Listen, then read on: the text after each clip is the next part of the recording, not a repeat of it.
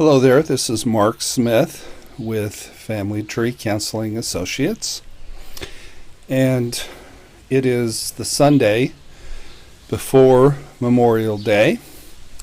I live in Indianapolis, so the Indianapolis 500 is running as we speak, so I need to finish this video and turn on the TV. It's on TV for the first time like ever here locally because it's like a total sellout. I'm speaking to you from my front porch because the video today is about my front porch.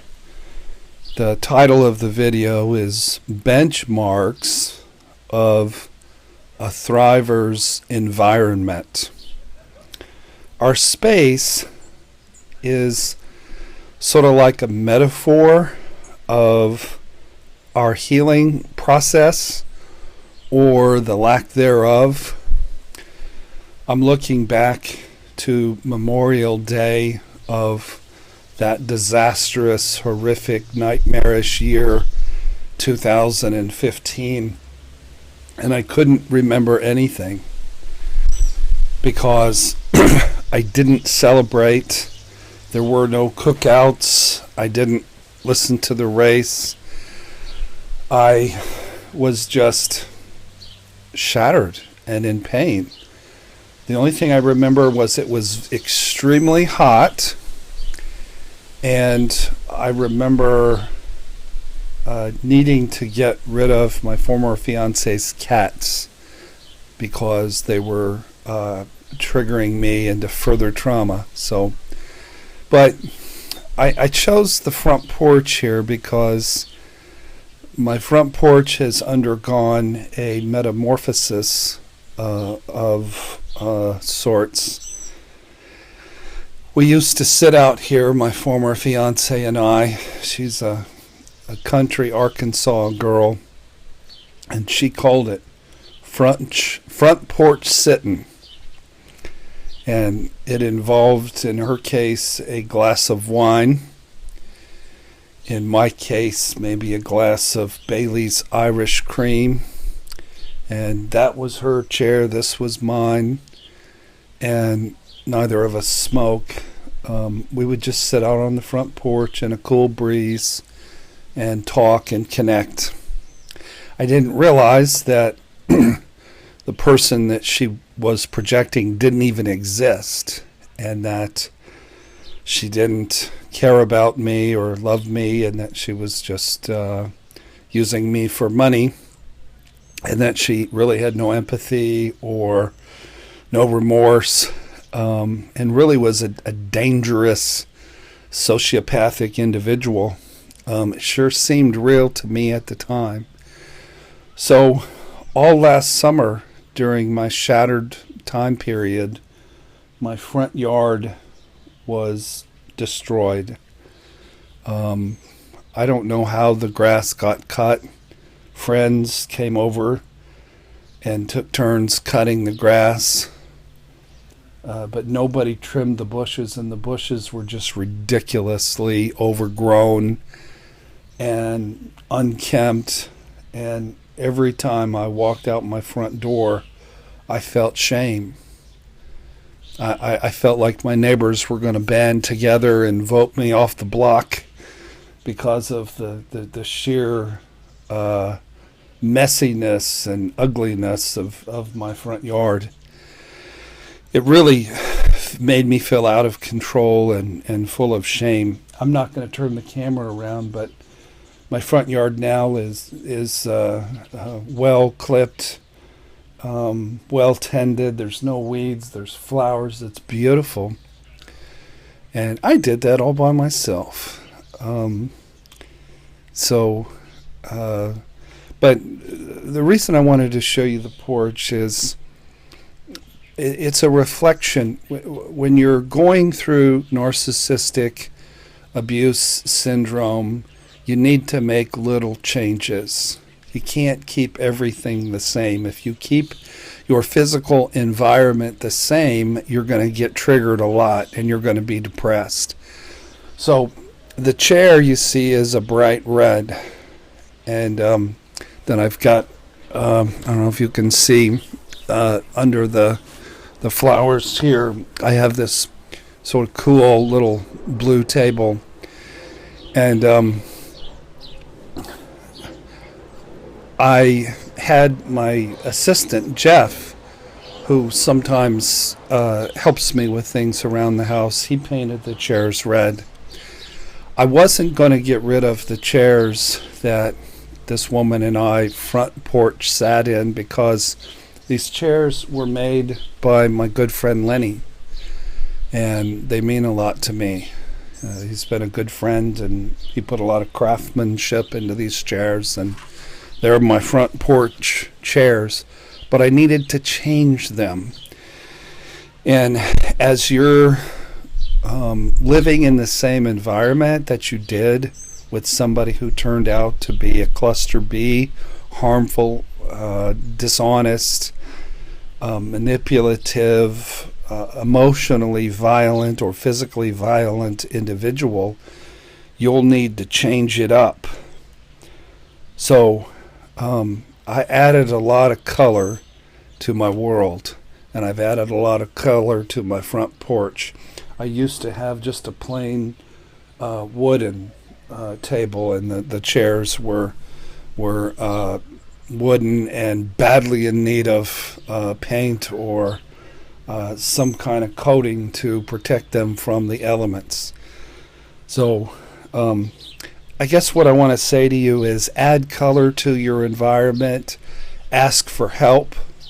I was traveling, and there's no way I would have gotten these chairs sanded and primed and painted properly the way Jeff did them. They're beautiful. I also want to tell you, sometimes you need to throw things away. This woman, I bought these cushions for the chairs, but she added another top cushion so you could lean your head back and get a little more support, and those had to go because those were items I knew she had purchased, and every time I looked at them I was going to see her. So you can't lay your head back and get support, but you don't have to get triggered about thinking about this person each and every time you go sit on the front porch. In Narcissistic Abuse Syndrome recovery, I've added this beautiful new little table. You'll add new friends. You'll add new relationships. You'll add new directions to your career. Maybe you'll make a change in how you look. Life is not static. It's a journey, and it's an adventure. And I have met so many wonderful people this past year that I've needed to lean into, and many people have leaned into me. I'm grateful for my new red looking chairs and my beautiful blue table, and it makes me happy to come out here. And I don't front porch sit the way that I did with my Arkansas psychopath. I just sit on the front porch and chill out, and almost always I come out here and I sit alone. I'm a big fan of when it was running American Idol. I know it lost popularity, but I always loved it. It always made me cry. And one of the things the judges liked was when somebody would sing a classic song, but they would make it their own without ruining the melody or the integrity of the song. And that's what I'm saying to you is, in your home, in your life, make a lot of changes. Make them slowly. Make them within your budget. Make them wisely, but make your life your own. Make your front porch your own. Add some color. Add some new things. As a result of the shattering that I went through, I have a brand new life, and it's a better life. It hurt to find out that my life was a sham. I thought I was in a loving relationship, and reality, I was with a cold, vicious, using actress who was just looking for a nice front porch to sit on without having to pay the bills. It was hard to find that out in a way that was vicious and ruthless and shaming and lacking in empathy. But the truth is, I've gotten rid of a blood-sucking leech, and I found that life is better without this person in my life. It's a truer life. It's a life with hope, and it's a life with promise.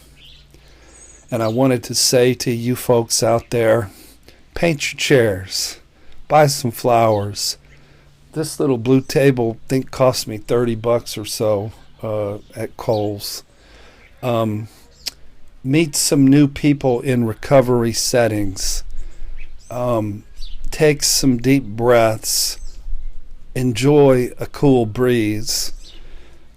Build some friendships. I've got 4 beautiful, amazing friends, 3 of which that I met at my divorce care recovery group. And we're just going to grill some food out and enjoy playing a card game, and we're going to have a great time. But I didn't have that last year. I didn't have that 2 years ago. 2 years ago, I was living a reality that wasn't real. Last year was a war zone. It was just the worst nightmare. You guys know what it's like. If you're in the middle of your nightmare and things are horrific, I just want to say, put one foot in front of another, my friend. Do the one thing that you can do today.